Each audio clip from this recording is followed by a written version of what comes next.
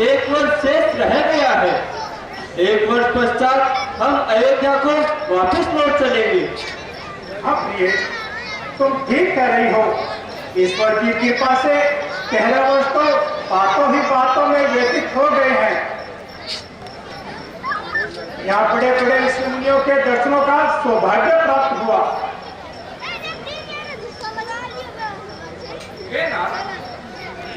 अयोध्या में तो हमारा इंतजार हो रहा होगा और भाई भरत तो बहुत ही व्याकुल हो रहा होगा। उसके लिए तो एक दिन 1 वर्ष के समान है। वास्तव में मैं भाई भरत के भ्रातृत्व, प्रेम और भक्ति से अति प्रसन्न हूँ। हे देवता, मनुष्य मुनि, चराचर के स्वामी, मैं आपसे प्रभु की तरह पूछता हूँ कि ज्ञान, मोह, माया, वैराग्य तथा उसकी भक्ति को बतलाइए, जिसके कारण मनुष्य की गति आपके चरणों में होती है और आप दया करते हैं। हे लक्ष्मण, आज तो बड़े गूढ़ रहस्य की बात पूछ रहे हो। तुम्हारी यही इच्छा है तो सुनो। ज्ञान वो है जिसमें मान आदि एक बिना हो और सब में समान रूप से ब्रह्मा को देखता हो। उसी को प्रेम वैराग्य कहना चाहिए, जो अपनी सारी सिद्धियों को इनके के समान त्याग चुका हो। धर्म के आचरण से वैराग्य उत्पन्न होता है। माया के बारे में जानना चाहते हो तो मैं और मेरा, तू और तेरा, ये सब संसार की माया है, जिसने सब जीवों को अपने वश में कर रखा है। जहाँ तक मन जाता है उसे माया जानना ही माया की परिभाषा है। इस पर का भी भेद बतलाकर कहिए, जिससे आप अपने चरणों में मनुष्य की गति करते हैं। हे लक्ष्मण, जो माया को, ईश्वर को और अपने स्वरूप को नहीं पहचानता उसे जीव कहना चाहिए। मोक्ष देने वाला तो सबसे परे है। माया की प्रेरक भक्ति है, जो भक्तों को सुख देने वाली है। इस प्रकार की भक्ति स्वतंत्रता पूर्वक करनी चाहिए। हे तात, मेरी भक्ति अनुभव और सुख की मूल है। यह तभी मिलती है जब मनुष्य प्रसन्न रूप से भक्ति करता है।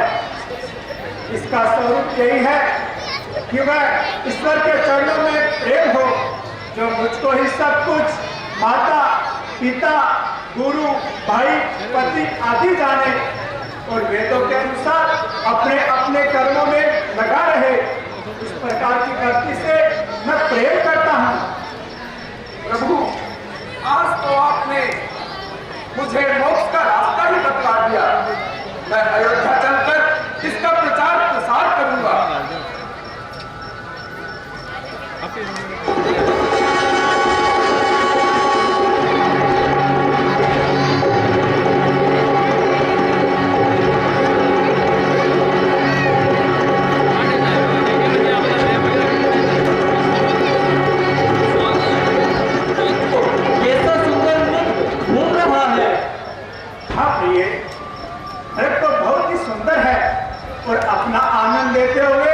जंगल में भ्रमण कर रहा है। स्वामी, उसको मुझे पकड़ कर ला दो।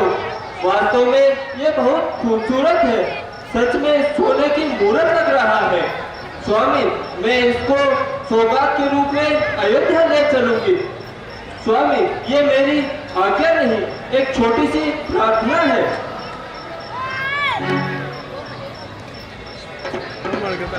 अभी सोने का भी नरक होता है। यह तो स्थल कपट और धोखा है। यदि मैं इसको पकड़ने नहीं जाता हूँ तो देवताओं का मनोरथ पूर्ण नहीं होगा। अच्छा प्रिय, तुम उदास ना हो, मैं अभी इसको पकड़ कर लाता हूँ। लक्ष्मण, मैं उस हिरण को पकड़ने जा रहा हूँ। जब तक मैं वापस ना आऊँ तुम सावधान होकर रहना, क्योंकि खरदूषण के वध के बाद राक्षसों की गतिविधियां बढ़ गई है। यदि हम में से कोई भी असावधान रहा तो सुर्पणखा के नाकाकुन अवश्य रंग लाएगा। आप कोई बात की चिंता ना करें भ्राता जी।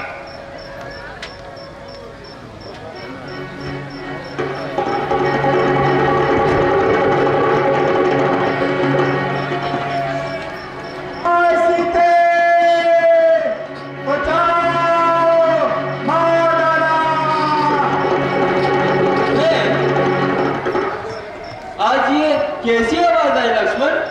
हाँ, सुनता हूँ माता जी। किसी ने मेरा नाम लेकर मुझे आवाज लगाई है। किसी ने क्या? ये तो आपके भाई की तो आवाज है। माता जी, यह उनकी आवाज नहीं है। कोई राक्षस मैदान खाली करवाने के लिए हमें धोखा देना चाहता है माता जी। नहीं नहीं लक्ष्मण, तुम जल्दी जाओ और देखो उन पर क्या संकट आन पड़ा है। हे लक्ष्मण, तुम जल्द जाओ, भ्राता तुम्हें बुला रहे। भाई के थके हुए बाजू भाई की बात निहार रहे। भगवान न जाने मेरे सुख कितने कष्टों के मुख में है। देवर इसमें संदेह नहीं, प्राणेश हमारे संकट में है संकट? भला उन पर संकट का क्या काम माता जी, जिनकी प्रकृति के एक इशारे पर संकट से सारा संसार छूट सकता है, सारे जगत पर विपत्ति का पहाड़ टूट सकता है। भला उन पर संकट का क्या काम माता जी? अरे आज ये तू कैसी बातें कर रहा है? भाई को विपत्ति में फंसा देखकर तेरा हृदय व्याकुल नहीं होता? ऐसे समय में भाई की रक्षा का ध्यान नहीं आता? हे माता जी, उनकी रक्षा का ध्यान और मैं करूं? करे रक्षा गदरिए की, नहीं ये काम बकरी का। मैं उनकी क्या रक्षा करूं जो रक्षक है त्रिलोकी का? ये वन विशाल है व्याघ्र काल, भय चारों ओर अंधेरा है। ना तुम्हें अकेली छोड़ू मैं, कर्तव्य नहीं ये मेरा है। अरे उल्टी सीधी बातें बनाता है और यहाँ से जाना नहीं चाहता। माता जी, राक्षसों से इस समय युद्ध जारी है और भला ऐसे समय में मैं आपको अकेला छोड़कर कैसे जा सकता हूँ माता जी? पर चला भी गया तो भला वहां जाकर उन्हें क्या मुख दिखलाऊंगा माता जी? अरे वो क्या भाग दिखलाएगा? मैंने तेरे मन के भाव जान लिए हैं। कहीं तूने पाप का संकल्प तो नहीं किया? मेरी तुम चिंता न करो, रक्षक अंतर्यामी मेरे। तुम जाओ वहीं चले जाओ जहां को गए स्वामी मेरे। समझ गई मैं, जान गई, मतलब का भाईचारा है। अवध छोड़ जो आए हो, कुछ मतलब और तुम्हारा है। हे माता जी, आज मैं यह क्या सुन रहा हूँ? क्या मेरे कर्म और वाणी से कोई अनुचित संकेत हुआ है माता जी? कहीं मेरी चेष्टा कलंकित तो नहीं हुई माता जी? 13 वर्ष इन्हीं वनों में बीत जाने के बाद, आज मुद्दत के बाद ये शब्द आपकी जुबान पर कैसे आए माता जी? कहिए तो सही माता जी, ऐसा कौन सा चिन्ह मेरे मुख पर आपको नजर आता है? आज तो अवश्य ही भाई के विनाश की कामना करता है और इसी नीच विचार के कारण यहाँ से जाना नहीं चाहता। इस मिथ्या और निंदित आरोप के लिए माता माता का ही संबोधन काफी है। इस पर भी मुझे अपने आचार और विचार पर संपूर्ण अभिमान है। कामदेव जिसे स्वप्न में नहीं निकाल सकते। आंखें फूट जाए मेरी जो हो मत गुमान की। अरे फट जाए ये सर मेरा जो बने नीच निहारी। सौगंध है मुझे, अरे मेरे इस धनुष बाण की। दशरथ है मुझको राम और सुमित्रा है माता जानकी। कुछ पाप हो तो कोण चुए, रोम रोम से वंचित रहे ये जुबान मेरी अजन्म ओम से। अरे मूर्ख पापी, तू बड़ा गहरा क्रूर है। माता माता कहकर मुझे खाने बना लेना चाहता है।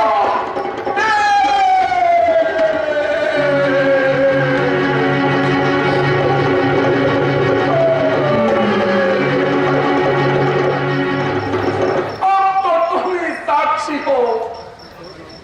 एक माता का अपने पुत्र के प्रति इतना अशुद्ध विचार, जब भाभी को जननी और भाई को पिता समझता हो, वो ऐसा कामी होगा कि कामी होगा। धिक्कार है मुझे जो भाभी को जननी की दृष्टि में रहते। ये सब छल कपट की बातें हैं लक्ष्मण। माता तुम मुझे समझते हो तो आज्ञा मानो माता की। मैं आज्ञा तुमको देती हूँ, जाओ सुधी लो अपने भ्राता की। हार छुप सकता नहीं, चाहे कितने भी तदबीर कर, मैं ना मानूंगी लक्ष्मण, चाहे रख दे कलेजा चीर कर। अरे पापी कुकर्मी, मैं तेरी इच्छा अच्छे से जान चुकी हूँ। मैं पहाड़ से नीचे गिर जाऊंगी, जहर पी लूंगी, मगर तेरे हाथ हरगिज नहीं आऊंगी। क्यों न कहोगी कुकर्मी?